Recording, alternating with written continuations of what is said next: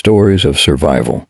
The Battle of Hue, 1968, Vietnam War, by Kaimani Brown, Chapters 2-3. Chapter 2.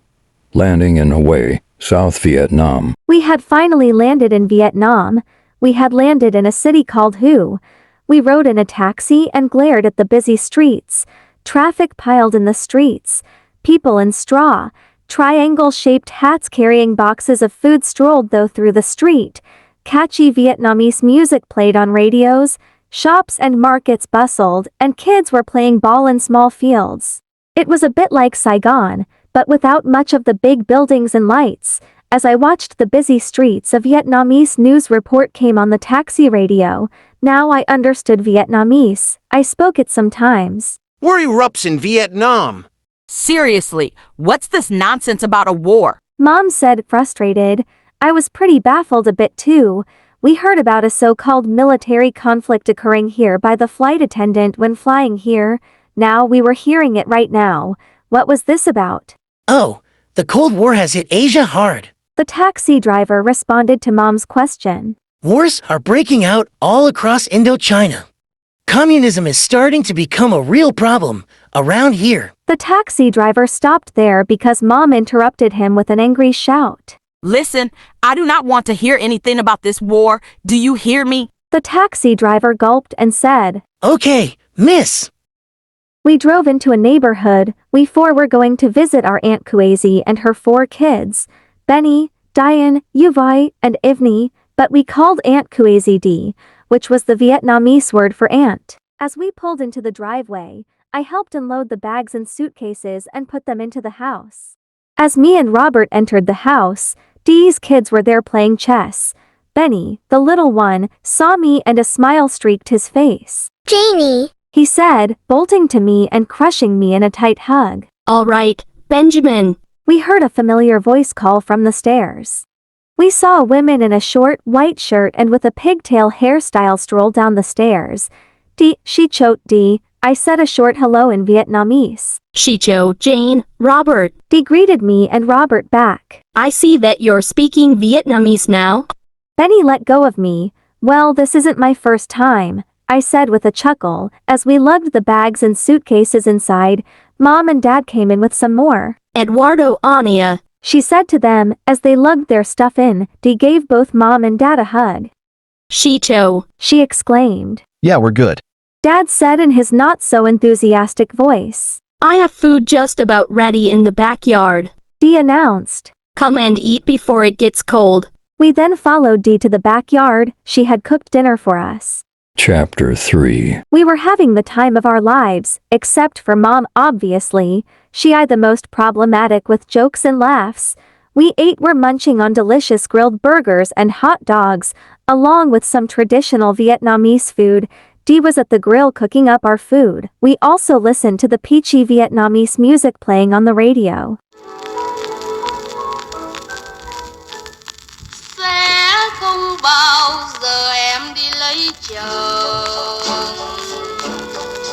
We were celebrating a holiday called TT, a cultural Vietnamese holiday.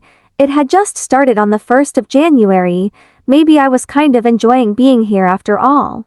As Dee got from the grill, sat down at the small table, and conversated with Mom and Dad a bit, she informed about the alleged so-called military conflict occurring here. This was the 3rd time we heard it. Hey, have you heard about the war here? I don't want to hear about this war for the 3rd time. Mom yelled. I can tell this rumor had gotten on her last nerve. You know what, Mom? Since we're basically hearing about this so-called war everywhere we go, why don't we just see what this war is about? I chimed in to say. Asia is currently in the Cold War season. The United States and the Soviet Union are brutally going at it. Dee inform. The United States and the Soviet Union are fighting. Wait. What does this have to do with Vietnam? Dad and Mom asked. Oh, the Soviets are dominating Asia under communism, Soviet ideology. Dee responded. What the heck is communism? Soviet ideology. Mom and Dad asked again. Communism means an entire government wants an economy to share the same wealth. Individuals cannot own land, run factories or farms, or machinery. The government or the community has to own it. Dee explained with details. It's starting to become a problem around Asia, especially here in Vietnam. That's why the United States is fighting to stop it. Dee said.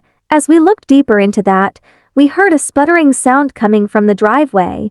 We looked behind to see an old van with rainbows, stars, and peace signs painted on its doors. It was a hippie van.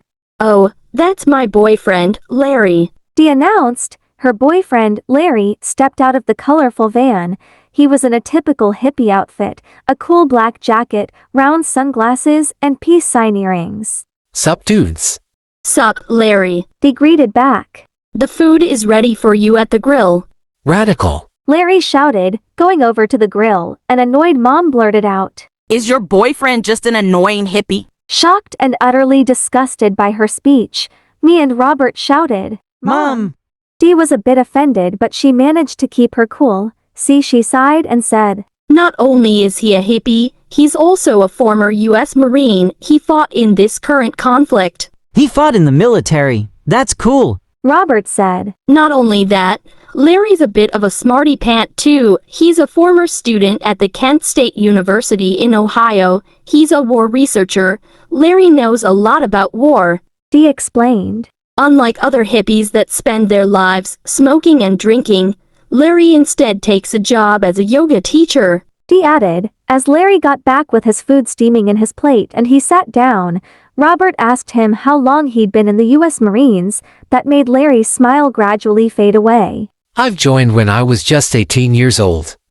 I had left the Marines just 2 years ago because I had suffered PTSD from a battle I'd fought here in Vietnam, just 2 years ago. He announced. That pretty much punched me in the gut.